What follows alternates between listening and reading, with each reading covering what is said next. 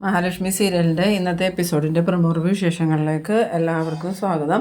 അങ്ങനെ നമ്മളുടെ കരുണയ്ക്കും പ്രതാപനും നല്ല തിരിച്ചടി തന്നെ കിട്ടുന്ന എപ്പിസോഡാണ് ഇന്ന് വരാൻ പോകുന്നത്. എന്തായാലും കുഞ്ഞിനൊരാപത്തും പറ്റിയിട്ടില്ല. കരുണയാണെങ്കിൽ കുഞ്ഞിൻ്റെ വിവരം അറിയാൻ വേണ്ടിയിട്ട് ഇങ്ങനെ ആകാംക്ഷയോടുകൂടി നിൽക്കുന്നുണ്ടെങ്കിലും കരുണയ്ക്ക് വിവരമൊന്നും അറിയാൻ പറ്റണില്ല. ഇതേസമയം നമ്മളുടെ ജാനമ്മയുടെ മകനെയാണെങ്കിൽ പാമ്പ് കടിച്ചിട്ട് ആസ്പത്രിയിൽ കൊണ്ടുപോകുന്നുണ്ട്.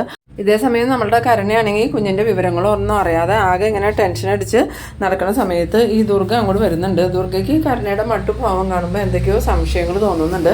എന്നിട്ട് ദുർഗ ചോദിക്കുന്നുണ്ട്, നീ എന്താടി ഇങ്ങനെ നടക്കണേ, നിനക്ക് എന്തെങ്കിലും കുഴപ്പമുണ്ടോ എന്ന് ചോദിക്കുമ്പോൾ, അല്ലമ്മേ ഞാനിങ്ങനെ ഓരോന്ന് ആലോചിച്ച് നടന്നതാണെന്ന് പറഞ്ഞതും ദുർഗ പറയുന്നുണ്ട്, മഹാലക്ഷ്മിയും കണ്ണനെയും എങ്ങനെ ഇല്ലാണ്ടാക്കാമെന്നായിരിക്കും നീ ആലോചിക്കണേ, എന്തായാലും നിനക്ക് അതിലപ്പുറം ആലോചിക്കാനൊന്നും സാധിക്കില്ല എന്ന് പറയുമ്പോൾ കരുണ പറയുന്നുണ്ട്, അമ്മ എന്തിനാ എപ്പോഴും എന്നെ ഇങ്ങനെ കുറ്റപ്പെടുത്തിക്കൊണ്ടിരിക്കണേ, അമ്മ മാറിയില്ലേ അതുപോലെ തന്നെ ഞാനും മാറിയിരുന്നു. ആ സമയത്ത് ദുർഗ പുച്ഛത്തോടുകൂടി പറയുന്നുണ്ട്, നീ ഒരുപാട് മാറും, അതിന് നീ പ്രതാപൻ്റെ മോളല്ലായിരിക്കുന്നു. അങ്ങനെ പറഞ്ഞിട്ട് ദുർഗ അങ്ങോട്ട് പോകുന്നുണ്ട്. ദുർഗ പോയി കഴിഞ്ഞതും കരുണ ഇങ്ങനെ മനസ്സിൽ വിചാരിക്കുന്നുണ്ട്, നിങ്ങളുടെ ഈ സന്തോഷം അധിക നേരമൊന്നും ഉണ്ടാവില്ല, ഇപ്പം തന്നെ ആ കുഞ്ഞ് ചിലപ്പോൾ മരിച്ചിട്ടുണ്ടാവുമെന്ന്. പിന്നീട് കാണിക്കുന്നത് കണ്ണനെ മഹാലക്ഷ്മിനെയാണ്. മഹാലക്ഷ്മി കണ്ണനോട് പറയുന്നുണ്ട്, ആ ജാനമ്മയുടെ മകനെ പാമ്പ് കടിച്ചെന്നും പറഞ്ഞ് ജാനമ്മ പോയി കണ്ണേട്ടാന്ന്. ആ സമയത്ത് കണ്ണൻ ചോദിക്കുന്നുണ്ട്, താൻ അവർക്ക് പൈസ വല്ലതും വേണമെന്ന് ചോദിച്ചു എന്ന് ചോദിക്കുമ്പോൾ, അതെന്തെങ്കിലും ആവശ്യമുണ്ടെങ്കിൽ വിളിക്കാമെന്നും പറഞ്ഞിട്ട് അവർ പോയ പാവ അമ്മ അവരുടെ മകനൊരാപത്തും സംഭവിക്കാതിരുന്നാൽ മതിയായിരുന്നു എന്നൊക്കെ പറഞ്ഞിങ്ങനെ പറയുന്ന സമയത്ത് കണ്ണൻ പറയുന്നുണ്ട്, എന്നാൽ നമുക്കൊരു പണി ചെയ്താലോ മഹി, ഇന്ന് നമുക്ക് മോളെയും കൊണ്ട്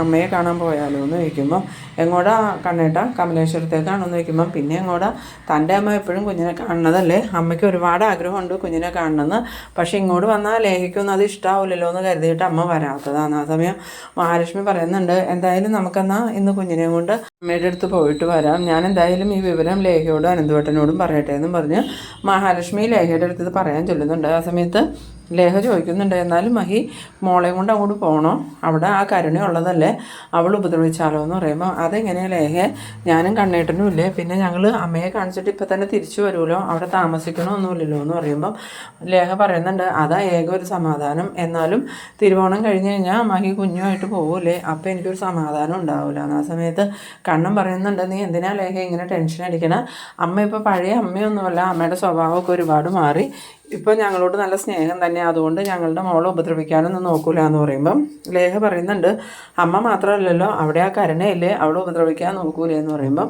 ഇന്നിപ്പോൾ എന്തായാലും ഒരു പ്രശ്നം ഉണ്ടാവില്ല, ഞാനും മഹിയും കൂടെ കൂടിയല്ലേ കൊണ്ടുപോകണത്, അവിടെ കൊണ്ടുപോയി അമ്മയെ കാണിച്ചിട്ട് ഞങ്ങൾ കുറച്ച് സമയം കഴിയുമ്പോൾ ഇങ്ങോട്ട് തിരിച്ചു വരും, നീ സമാധാനമായിട്ടിരിക്കുന്നു, എന്നാൽ ഞാൻ മോളെ റെഡിയാക്കാമെന്ന് പറഞ്ഞാൽ ലേഖ വന്ന് മോളെ റെഡിയാക്കുന്നുണ്ട്. ആ സമയം കൊണ്ട് മഹാലക്ഷ്മിയും കണ്ണനും റെഡിയായി മോളെയും കൊണ്ട് ഇറങ്ങാൻ നിൽക്കുമ്പം അനന്ത് പറയുന്നുണ്ട്, നിങ്ങളിപ്പോൾ തന്നെ വരില്ലേടാന്ന് ചോദിക്കുമ്പം, പിന്നില്ലാതെ ഞങ്ങളവിടെ നിൽക്കുമൊന്നുമില്ല, അമ്മയ്ക്ക് എൻ്റെ കുഞ്ഞിനെ കാണാൻ ഒരുപാട് ആഗ്രഹമുണ്ടടാ, ഇങ്ങോട്ട് വന്നാൽ നിങ്ങൾക്കൊന്നും ഇഷ്ടാവില്ലല്ലോ എന്ന് കരുതിയാണ് വരാത്തത്, എന്തായാലും അമ്മ എന്നോട് പല പ്രാവശ്യം കുഞ്ഞിനെ കാണണമെന്ന് പറഞ്ഞു, ഒന്നും കൊണ്ടുപോയി കാണിച്ചില്ലെങ്കിൽ മോശമല്ലേ. ആ സമയത്ത് ലേഖ പറയുന്നുണ്ട്, ഇനി അതും അവരുടെ അഭിനയമാണെന്നൊന്നും പറയാൻ പറ്റില്ല കണ്ണേട്ടാന്ന് പറയുമ്പോൾ, നീ എന്താ ലേഖ ഇങ്ങനെയൊക്കെ സംസാരിക്കണേ, അമ്മ ഇപ്പോൾ ഒരുപാട് മാറിയിട്ടുണ്ടെന്ന്. പിന്നീട് ഇവർ രണ്ടുപേരും കുഞ്ഞുമായിട്ട് ഇറങ്ങുന്ന സമയത്ത് അനന്തവും ലേഖ ഇങ്ങനെ സങ്കടത്തോടുകൂടി തന്നെ നോക്കി നിൽക്കുമ്പം മഹാലക്ഷ്മി പറയുന്നുണ്ട്, എന്തിനാണ് നിങ്ങളിങ്ങനെ വിഷമിച്ച് നിൽക്കണേ, ഞങ്ങൾ കുറച്ച് സമയം കഴിഞ്ഞത് മോളെയും കൊണ്ട് ഇങ്ങോട്ട് വരൂലേ, അതുമാത്രമാണോ, ഇനിയിപ്പോൾ ഞങ്ങൾ ജോലിക്കൊക്കെ പോയി തുടങ്ങിയ മോളെ നിങ്ങൾ തന്നെയല്ലേ നോക്കണ്ടേ, അതുകൊണ്ട് സമാധാനമായിട്ടിരിക്കുന്നു പറഞ്ഞ് ഇവർ കാറിൽ കയറി പോയതും ഈ അനന്തു ലേഖയോട് പറയുന്നുണ്ട്, മഹി പ്രഗ്നൻ്റാന്ന് പറഞ്ഞപ്പം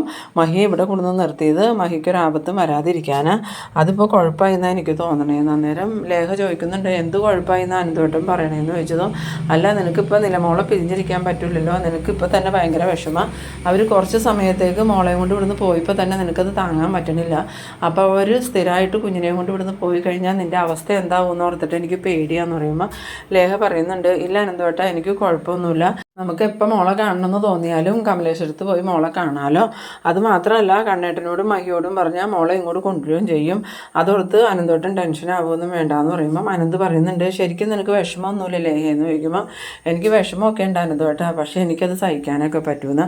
പിന്നീട് കാണിക്കുന്നത് നമ്മളുടെ ജാനമ്മയാണ് ആസ്പത്രിയിലേക്ക് വന്നേക്കാണ്. ആ സമയത്ത് അവിടെ ജാനമ്മയുടെ മകനെ ഐസിയുലേക്ക് കയറ്റിയെന്ന് മരുമോൾ പറയുന്നുണ്ട്.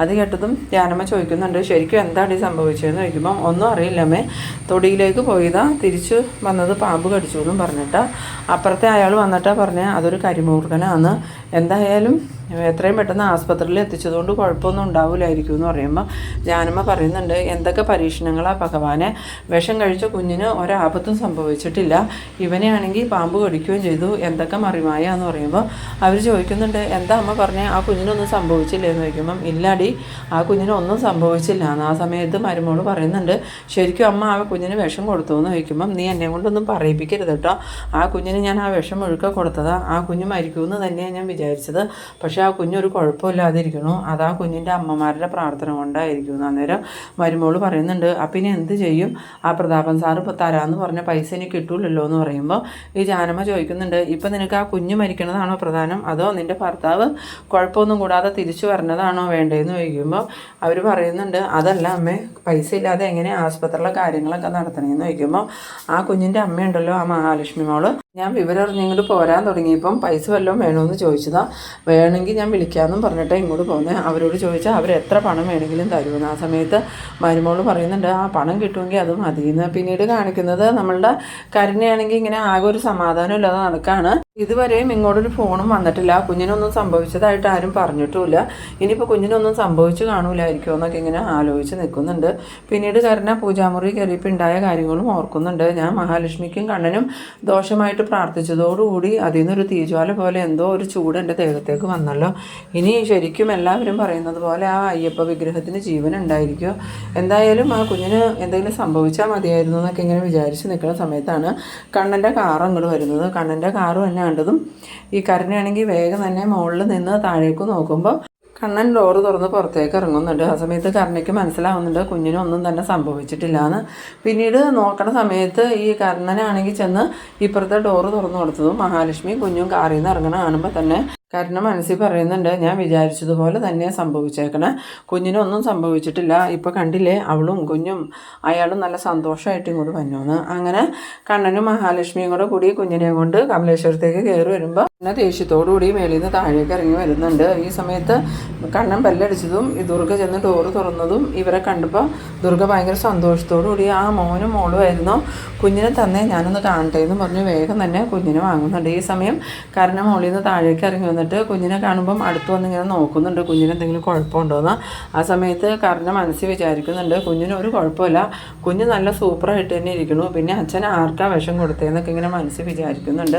അന്നേരം ദുർഗ ചോദിക്കുന്നുണ്ട്, നീ എന്താടി കുഞ്ഞിനെ കണ്ടിട്ട് ഇങ്ങനെ ആലോചിച്ച് നിൽക്കണേന്ന് ചോദിക്കുമ്പോൾ ഒന്നുമില്ല അമ്മേ, ഞാൻ വെറുതെ നിന്നതാന്ന് പറഞ്ഞതും ദുർഗ പറയുന്നുണ്ട്, നിങ്ങളിപ്പോൾ കുഞ്ഞുമായിട്ട് ഇങ്ങോട്ട് വന്നതൊന്നും ഇവൾക്ക് ഇഷ്ടപ്പെട്ടിട്ടില്ല എന്ന്. ആ സമയത്ത് കണ്ണൻ പറയുന്നുണ്ട്, അതിന് ഇവൾക്ക് ഇഷ്ടപ്പെടാൻ ഞങ്ങൾ ഇവളുടെ വീട്ടിലോട്ടൊന്നും അല്ലല്ലോ ചെന്നേക്കണേ, എൻ്റെ മോളെയും കൊണ്ട് ഞാൻ എൻ്റെ വീട്ടിലേക്കല്ലേ വന്നേക്കണേ, ഇവൾക്ക് ഇഷ്ടപ്പെട്ടില്ല എന്ന് വിചാരിച്ച് കുഴപ്പമൊന്നുമില്ല എന്ന് പറഞ്ഞതും ദുർഗ പറയുന്നുണ്ട്, അല്ല മോളും കണ്ണനും കുഞ്ഞുമായിട്ട് സന്തോഷമായി ജീവിക്കണതൊന്നും ഇവൾക്ക് സഹിക്കൂല, നിങ്ങളെ വേർപെടുത്തണേ എങ്ങനെയാണെന്നാണ് ഇവൾ ആലോചിച്ചുകൊണ്ട് നടക്കണേന്ന് പറഞ്ഞതും കണ്ണൻ പറയുന്നുണ്ട്, അടങ്ങി ഒതുങ്ങി ഇവിടെ ജീവിക്കുകയാണെങ്കിൽ ഇവൾക്കും ഇവളുടെ ഭർത്താവിനും ഇവിടെ സുഖമായിട്ട് ജീവിക്കാം, ഇനിയും ഞങ്ങളെ ദ്രോഹിക്കാനാ ശ്രമിക്കണമെങ്കിൽ നല്ല തിരിച്ചടി തന്നെയായിരിക്കും ഞങ്ങൾ തരാൻ പോകുന്നത്. അത് കേട്ടതും കാരണം ഭയങ്കര സങ്കടമൊക്കെ അഭിനയിച്ചുകൊണ്ട് അങ്ങോട്ട് പോകുന്നുണ്ട്. കാരണം പോയി കഴിഞ്ഞതും ദുർഗ മഹാലക്ഷ്മിയോടും കണ്ണനോടും പറയുന്നുണ്ട്, ഇന്ന് എന്താണെന്നറിയില്ല, പതിവില്ലാതെ അവൾ വെളുപ്പിന് 4 മണിക്ക് തന്നെ കുളിച്ച് പൂജാമുറി കയറി പ്രാർത്ഥിക്കുന്നുണ്ടായിരുന്നു. ആ സമയത്ത് മഹാലക്ഷ്മി പറയുന്നുണ്ട്, ചിലപ്പോൾ അവൾ പറയുന്നത് പോലെ തന്നെ അവളുടെ മനസ്സിന് എന്തെങ്കിലും മാറ്റം സംഭവിച്ചു ആണോ അമ്മയെന്ന് പറയുമ്പം നിങ്ങൾക്ക് അവൾ ഒരിക്കലും മാറില്ല, അവളുടെ സ്വഭാവം എനിക്ക് അറിയാവുന്നതല്ലേ. ഇതേസമയം നമ്മളുടെ കരുണയാണെങ്കിൽ റൂമിൽ ചെന്നതും കരുണയ്ക്ക് ഭയങ്കര ദേഷ്യം വരുന്നുണ്ട്. ഇപ്പോൾ ഞാൻ ഓരോന്നും ആഗ്രഹിക്കൽ മാത്രമേ ഉള്ളൂ, ഒന്നും നടക്കണില്ല, സന്തോഷം ഉണ്ടാവുന്നത് മൊത്തം ആ മഹാലക്ഷ്മിക്ക് മാത്രം. എന്തായാലും അച്ഛനെ ഒന്ന് വിളിക്കാമെന്നും പറഞ്ഞുകൊണ്ട് ഫോണെടുത്ത് പ്രതാപന് വിളിക്കാനായിട്ട് ഒരുങ്ങുന്നുണ്ട്. ഇതേസമയം നമ്മളുടെ പ്രതാപനാണെങ്കിൽ ഈ കണ്ണൻ്റെ കുഞ്ഞ് മരിച്ചു എന്നൊക്കെ വിചാരിച്ച് തന്നെയാണ് ഇരിക്കുന്നത്. അതുകൊണ്ട് ഉണ്ണിയോട് പറയുന്നുണ്ട്, എന്തായാലും ഇന്നത്തോടുകൂടി കുഞ്ഞിൻ്റെ കാര്യത്തിലൊരു തീരുമാനമാവും. എന്നിട്ട് കരുണ ഇതുവരെ വിളിച്ചില്ലല്ലോ എന്ന് പറയുമ്പം മോള് വിളിക്കാൻ സമയമാവണല്ലേ ഉള്ളൂ, എന്തായാലും കുറച്ച് സമയത്തിനുള്ളിൽ മോള് വിളിച്ച് സന്തോഷ വാർത്ത അറിയിക്കുന്നത്. ആ സമയത്താണ് പ്രതാപൻ്റെ ഫോൺ ബെല്ലടിക്കുന്നത്. ഫോൺ എടുത്തിട്ട് പ്രതാപം ഉണ്ണിയോട് പറയുന്നുണ്ട്, കരുണ മോളെ വിളിക്കണമെന്ന്. അങ്ങനെ പ്രതാപം ഫോൺ എടുത്തിട്ട്, മോളെ എന്താ ഇടി, കുഞ്ഞിൻ്റെ കാര്യത്തിൽ തീരുമാനമായോ എന്ന് ചോദിക്കുമ്പോൾ ഉവ്വ കുഞ്ഞിൻ്റെ കാര്യത്തിലല്ല തീരുമാനമായത് എൻ്റെ കാര്യത്തിലാണ്. ആ സമയത്ത് പ്രതാപം ചോദിക്കുന്നുണ്ട്, മോളെ നീ എന്തൊക്കെയായി പറയണേന്ന് ചോദിക്കുമ്പോൾ അച്ഛനെ എന്നെ വെറുതെ മോഹിപ്പിക്കുമല്ലേ, ഇപ്പോൾ പല പ്രാവശ്യമായി അച്ഛനെ എന്നെ കൊതിപ്പിക്കുന്നു, എന്നിട്ട് അവസാനം സങ്കടം എനിക്ക് തന്നെ ഉണ്ടാവാറുള്ളൂ. എന്തായാലും ആ കുഞ്ഞിനൊരു കുഴപ്പവും സംഭവിച്ചിട്ടില്ല, ആ കുഞ്ഞു മഹാലക്ഷ്മിയും കണ്ണനും കൂടി ഇപ്പോൾ കമലേശ്വരത്തേക്ക് വന്നിട്ടുണ്ട്. അതെന്ന് കേട്ടതും പ്രതാപം പറയുന്നുണ്ട്, മോൾ എന്തൊക്കെയായി പറയണേ, ഒരിക്കലും അങ്ങനെ സംഭവിക്കാൻ വഴിയില്ലല്ലോ, അത്രയും വീര്യം കൂടിയ വിഷമാലോ ഞാൻ അവരുടെ കയ്യിൽ കൊടുത്തിരുന്നതെന്ന് പറയുമ്പോൾ അവർ വിഷം കൊടുത്ത് കാണൂല, വിഷം കൊടുത്തെങ്കിൽ കുഞ്ഞിന് എന്തെങ്കിലും സംഭവിക്കൂലേ, കുഞ്ഞ് ഒരു കുഴപ്പമില്ലാണ്ട് ഇവിടെ വന്നിട്ടുണ്ടെന്ന്. അത് കേട്ടതും പ്രതാപൻ എന്തായാലും ഞാൻ അവനെ ഒന്ന് വിളിച്ച് നോക്കട്ടെ മോളെ എന്നും പറഞ്ഞ് ഫോൺ വയ്ക്കാൻ തുടങ്ങുമ്പം കരുണ പറയുന്നുണ്ട്, ഇതുപോലെ കാര്യങ്ങൾ മുന്നോട്ട് പോകണമെങ്കിൽ ഓണാകുമ്പോഴത്തേക്കും അച്ഛൻ എന്നെ ജീവനോടെ കാണൂല കേട്ടോ എന്ന്. ആ സമയത്ത് പ്രതാപൻ പറയുന്നുണ്ട്, മോളിങ്ങനെ നിരാശപ്പെടല്ലേ, ഇനിയും നമുക്കിടെ മുന്നിൽ സമയമുണ്ടല്ലോ, എത്രയും പെട്ടെന്ന് അച്ഛൻ ഇതിനൊരു തീരുമാനം ഉണ്ടാക്കുമെന്ന്.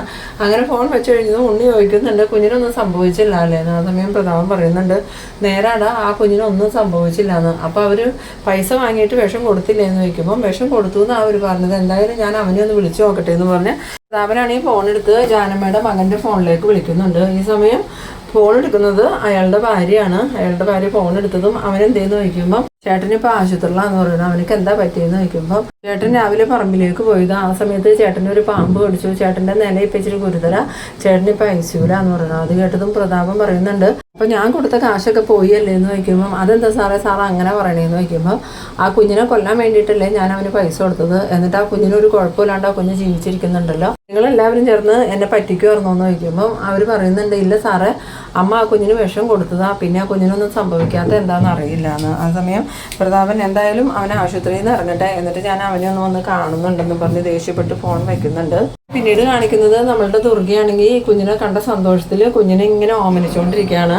അത് കാണുമ്പം കണ്ണനും മഹാലക്ഷ്മിക്ക് നല്ല സന്തോഷമാവുന്നുണ്ട്. എന്നിട്ട് മഹാലക്ഷ്മി കണ്ണനോട് പറയുന്നുണ്ട്, കണ്ണേട്ട, അമ്മയ്ക്ക് എന്തൊരു സന്തോഷമായി, നമ്മളുടെ മോളോട് അമ്മയ്ക്ക് എന്തൊരു ഇഷ്ടം, അമ്മ പഴയ അമ്മയൊന്നും അല്ല എന്ന് പറയുമ്പം കണ്ണൻ പറയുന്നുണ്ട്, അത് തന്നെയല്ല ഞാൻ എപ്പോഴും തന്നോട് ലേഹയോടൊക്കെ പറഞ്ഞുകൊണ്ടിരുന്നത്, പക്ഷേ ലേഹയ്ക്കും മഞ്ജുവിന് ഇതുവരെയും അമ്മയെ വിശ്വാസമായിട്ടില്ല കണ്ണേട്ടാന്ന് പറഞ്ഞതും കണ്ണൻ പറയുന്നുണ്ട്, ഇനിയിപ്പോൾ എന്തായാലും അധികം വൈകാതെ തന്നെ അവർക്കും അമ്മയെ വിശ്വാസമാകുന്നു. ഇതേ സമയം നമ്മളുടെ കരുണയാണെങ്കിൽ മേളിൽ നിന്ന് ഇറങ്ങി വരുമ്പോൾ ദുർഗ ഈ കണ്ണൻ്റെ കുഞ്ഞിനെ ഓമനിക്കണം കണ്ടുകൊണ്ടാണ് വന്നത്. അത് കണ്ടതും കരുണയ്ക്ക് നല്ല ദേഷ്യം വരുന്നുണ്ട്. ഇനിയിപ്പോൾ എനിക്കൊരു കുഞ്ഞുണ്ടായാലും ഇവരെ ഏറ്റവും കൂടുതൽ സ്നേഹിക്കാൻ പോണത് ആ ലക്ഷ്മിയുടെ കുഞ്ഞിനെ തന്നെയായിരിക്കും.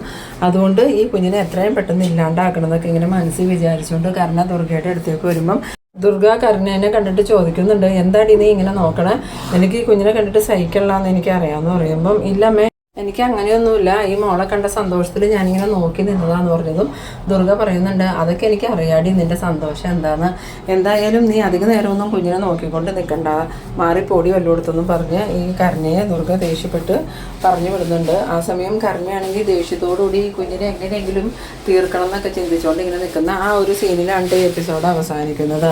എന്തായാലും കരുണയ്ക്ക് നല്ല 8ന്റെ പണി തന്നെയാണ് ഇനി വരാൻ പോകുന്നത്. ഇതുവരെയും കുഞ്ഞിനെ ഉപദ്രവിക്കാൻ ശ്രമിച്ചവർക്കൊക്കെ നല്ല പണി തന്നെ കിട്ടിയിട്ടുണ്ട്. ഇനിയിപ്പോൾ എന്തായാലും കുഞ്ഞ് കമലേശ്വരത്തുള്ളതുകൊണ്ട് തന്നെ കരുണയായിരിക്കും ഇനി കുഞ്ഞിനെ കൊല്ലാൻ നോക്കുന്നത്. അതോടുകൂടി കരുണയുടെ കാര്യത്തിലൊരു തീരുമാനമാവും.